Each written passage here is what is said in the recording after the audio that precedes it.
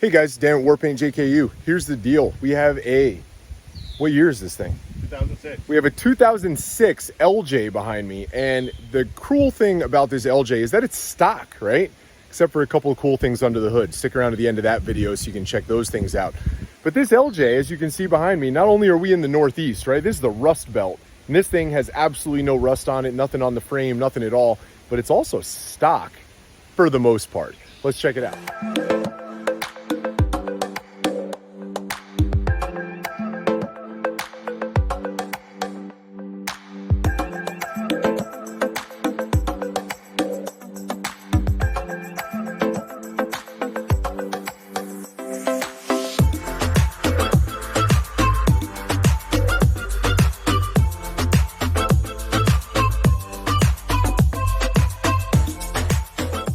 All right, so this is Amsiel. He's the owner of this. He's the owner of this LJ. So Amsiel, real quick. Yeah. So Clean.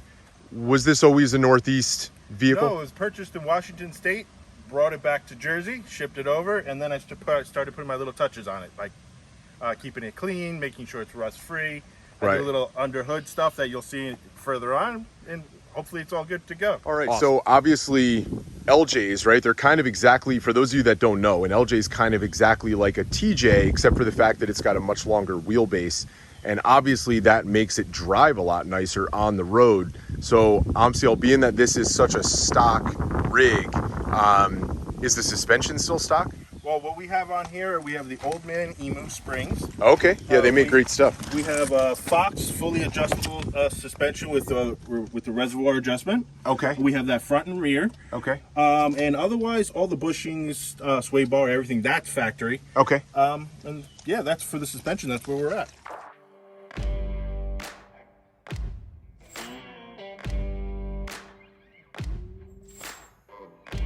Tell us about this deal back here, because you're not off-roading this Jeep, right? There's nowhere to really off-road him over in here. Jersey, that's the sad part. There's not much to do, but I did put a 31.5 gallon gas tank in there. Okay. That way we get a lot more range instead of stopping at the tank every like 235 miles, let's say. Right. So, and that tank came from Genrite. From Genrite, yep. They build great products and they're baffled. So with that, you have a lot less to worry about the fuel sloshing around and everything. Right, so your gas gauge stays consistent when you're making turns, things like that. And it mounts in the factory location, but it's larger. So how do they get a larger tank in the factory location? They do take out a little cross member in the middle. Okay. And then they rest the whole tank down. Okay. They have its own skid plate around it. Okay. And it's bulletproof.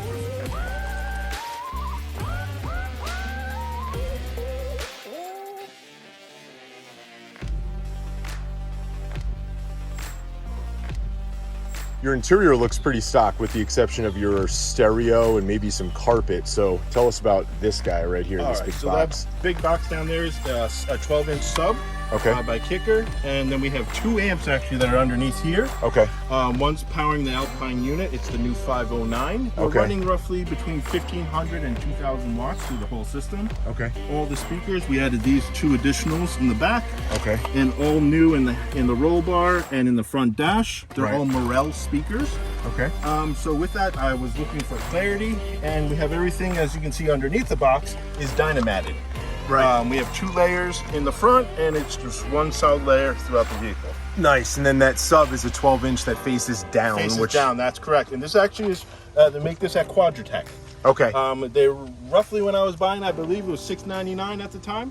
And I have to say, they build a good quality product. Which I like about it. The thing that I notice is the fact that your sub faces down and it's not just a standard sub box facing rear. So you still have a nice platform back here to put some stuff on top. So you can still get your luggage. The seat still goes down. And when it goes down, it's almost flush. I have stuff behind the seat, but it's flush. I get it. Yeah, that's awesome, because normally when that seat goes down, you have a big drop from that to this. And now you don't have that anymore. That's correct. That's pretty cool. Hey, and then obviously I can't help but notice you got a Bedrug logo over here.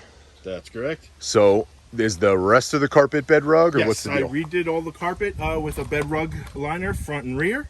And I have to say, it's great product. It is closest to factory that I was able to find. Right, and it's nice and thick, and on the tailgate here, it just Velcros on, That's which is right. nice. Yep, super thick. And then you said it before, but I just want to make sure that I understood it, right? You have the Dynamat under there. Did you Yes. put it up over the wheel wells? You put it everywhere? I have it all the way from the hardtop coming down, Okay. to the floor, all the way to the front. But there's 2 layers in the front underneath the passenger Oh, feet. nice. To Okay. make it even quieter, all the way up to the firewall. Also keep the heat out a little bit. That's correct. And then the headliner that's not factory. So what? No, what this is that? a hothead headliner, but I'm having just a glue issue, so I just have to reattach it. Okay. But I have it here, as you can see, on the side and Yeah. on the roof panels, and it does quiet the vehicle down quite a bit. And obviously, Yeah. anybody that knows anything about Jeep transmissions knows that that's not a factory transmission pan, which makes me think it's a different trans.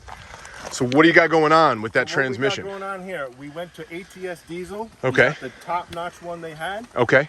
They upgrade the torque converter. We have a trans cooler, and they beef up all the internal parts inside. Okay. And a little bit more pressure going through the lines. And I have to say, it's a very well-built transmission. Yeah, do you remember, I'm going to put you on the spot, do you Yeah. remember even just general vicinity of what the power and torque rating is on that trans? Do you remember? I was told, because I'm getting the one that's the max they have, Right. I could probably put another 100 horsepower to 200 of torque. Okay, and that was at the time. So guys, was at if the you're time. watching this, right, I mean, they might have other stuff out there now that's even stronger. Most people don't think to go to ATS Diesel for Jeep parts, but they do make transmissions, and they make good transmissions. Yeah, They good paint them in purple. That's kind of their signature. The purple paint does not last, right? It kind of flakes that off. starts to flake off, but as Yeah, long as it's just with the bulletproof, heat. And the key is, Right. does not leak. Yeah, which is always good when your trans doesn't leak. And then you Yes. put a trans cooler on that as well? Yeah, the trans cooler is on the other side of the vehicle. You'll be able to see that, but that kicks on with temperature. So when it hits a certain point, then it kicks on. So it's got its own fan? It's got a 2-speed fan, a low speed and a high speed. Oh, that's depending on the awesome. temperature. And there, it's kind of hard to see, but there is a shot of that fan under there for that transmission. Pretty cool. All right, guys. So pretty awesome Jeep, pretty stock Jeep. But like we said in the beginning of the video, there's definitely something going on under this hood, as you can tell from the built transmission that he had put in this thing as well. The trans cooler, things like that. So let's get on under that hood and check out the goodies that are under there. Yeah, this is a little good surprise. All right, man. So tell me, it looks like a 4.0, but tell me what's different about this motor you got in here. It may just happen to be a Golan. Oh. So with that, we got the 4.6 liter Golan here. All right. Fantastic motor, bulletproof. Yeah. One thing we did have to add on, we have to add on the DEI shielding. Okay. And that really helps prevent against vapor lock. Yeah, which so is a known issue on the 4 liters. I noticed that you had, like, you got like a heat shield here on your fuel rail. Yep. You have some of it wrapped around your injectors, and then you also have a heat shield under, That's right, correct. on top of your intake manifold. And the whole goal is to try to prevent the temperature from hitting your fuel rail. Right. Because it starts to vapor lock, and that's where you get a rough idle, especially in hot temperatures. Guys, so about that, right? Anybody that's ever driven a rig, especially in decently temperate conditions where it's kind of warm out, if you have that 4 liter, because of where that fuel rail runs, the big problem with that, okay, once it's the fuel injected motor, the big problem with that is that fuel kind of starts to boil off and turn into fuel vapor. And it winds up almost sounding like your engine has a cam in it, almost like it's misfiring, and it runs really rough. That is a very simple fix that you can buy and purchase, and it causes all of that to be better. Now, I can't speak for people that maybe live in a climate where it's 120 degrees out in Arizona in the desert. It may not do as well of a job as it does here in the Northeast, but over here in the Northeast, it's still in the 90s, right? Especially in the upper 90s at times. It's very humid, it's very hot, there's a lot of stop and go traffic. It's like a pavement jungle out here. So it definitely gets hot, and that cover that he's got on there from, you said DEI? Yeah, DEI engineering. Huge difference. You might want to Big check that out.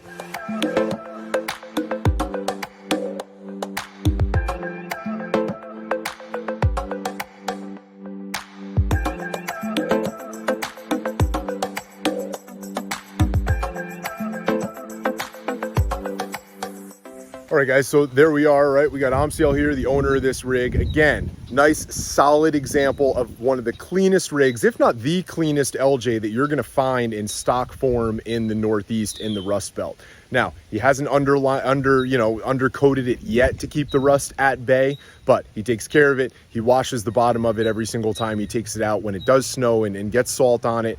that's in the future plans for this. He's going to start taking it on some road trips, maybe even come down, see us out in Texas. It'd be cool to get war paint next to this rig and check it out.